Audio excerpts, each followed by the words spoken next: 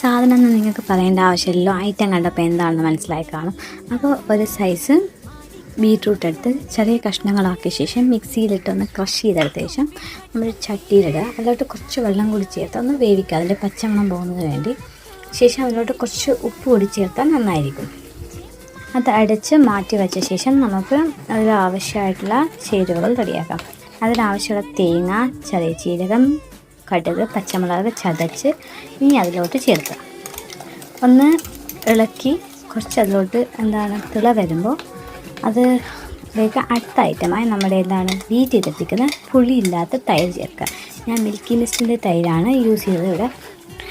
തൈര് ചേർത്ത ശേഷം അധികം ഒന്നും വേവിക്കാതെ ചെറിയൊരു തിള വരുമ്പോൾ ഓഫാക്കിയ ശേഷം നമുക്ക് താളിക്കാനായിട്ട് വെളിച്ചെണ്ണയിൽ കുറച്ച് കടുകും വറ്റൽമുളകും കറിവേപ്പിലയിട്ട് നമുക്ക് അതിലോട്ട് ഒഴിക്കാം. സദ്യയുടെ കളർഫുൾ ഐറ്റമായ ബീട്രൂട്ട് പച്ചടി റെഡി.